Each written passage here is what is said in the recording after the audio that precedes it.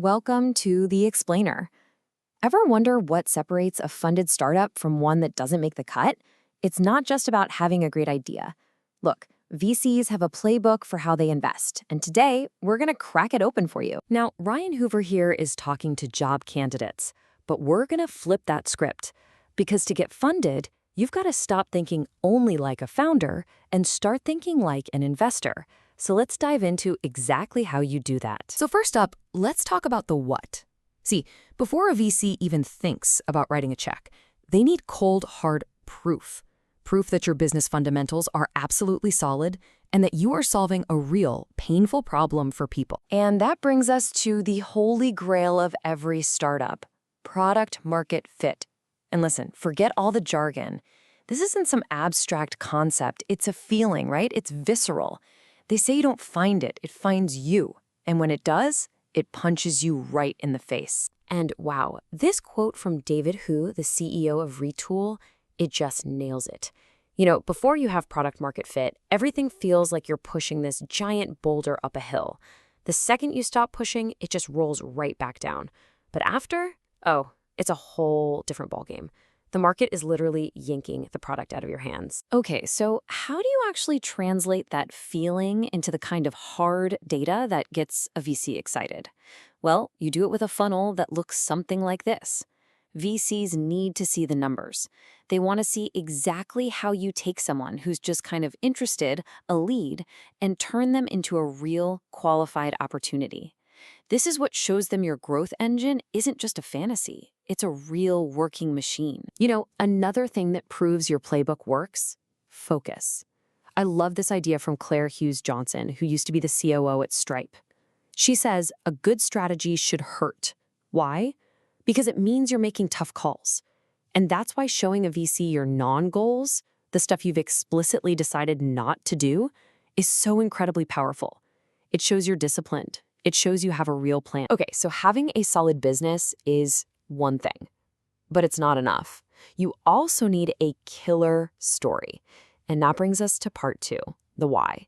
This is where you move beyond just the numbers and you get an investor to really fall in love with what you're building. And get this, Oren Jacob, the former CTO of Pixar, he says you have to be able to tell your entire compelling story in just 20 minutes.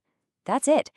It forces you to be sharp, to be concise, and maybe most importantly, it leaves a ton of time for what investors really want, which is a real conversation, not a one-way lecture. Look, your slides, they're just the backup singers.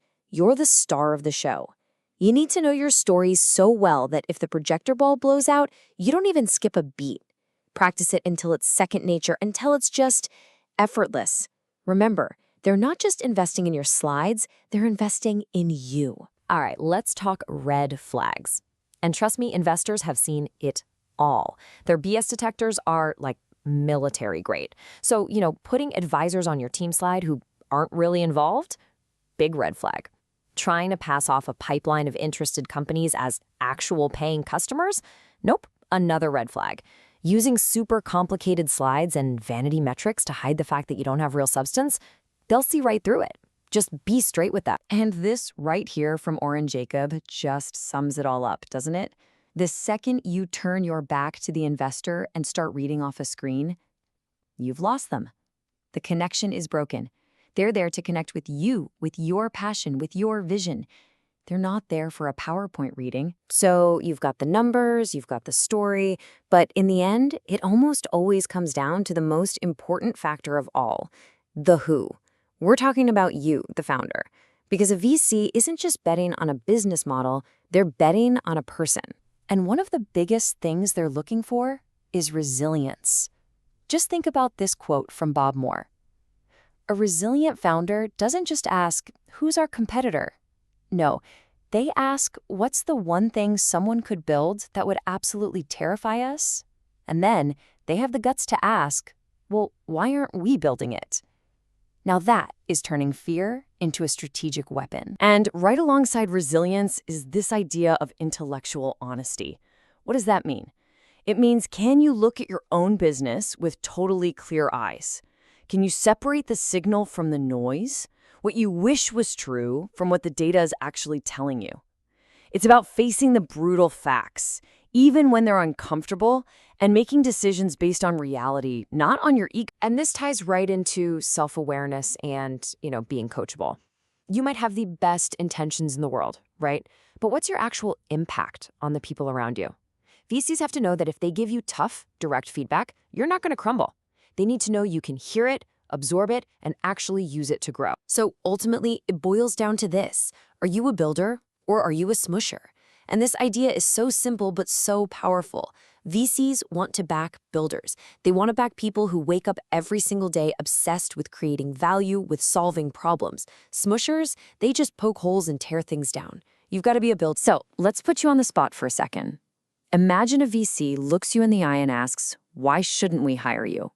What do you say? It's a total curveball, right?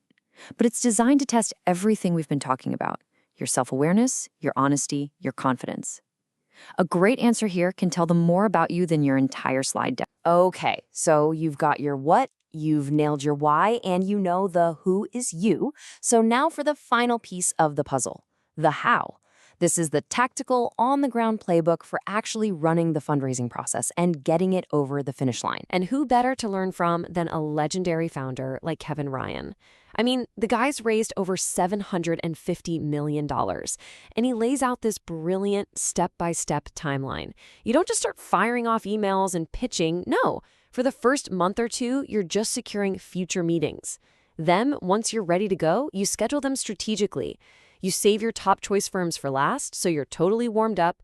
The whole point is to create that competitive tension by trying to get multiple offers or term sheets all at around the same time. And this quote right here, it just perfectly captures the psychology of venture capital. See, nobody in VC wants to feel like they got a bargain. That's not the game. They want the company that everybody is fighting over. So your job isn't just to get a single yes. It's to orchestrate a process where that desire spreads like wildfire, where your success starts to feel inevitable. And in the middle of all this craziness, you have to remember the single most important thing. This isn't a transaction. You're not just taking a check. You are picking a partner. This person is going to be on your board, in your late-night phone calls. They're going to be part of your life for the next 5, 10, maybe more years. You are interviewing them just as hard as they are interviewing you. So we've covered the what, the why, the who, and the how. We've given you the whole playbook. But really, it all boils down to one simple question. Are you building a company that you would bet everything on? Because if the answer is yes, if you believe in what you're doing with every fiber of your being, that conviction, that's what's going to light up the room. It's your most powerful asset, and it's the one thing you can't fake.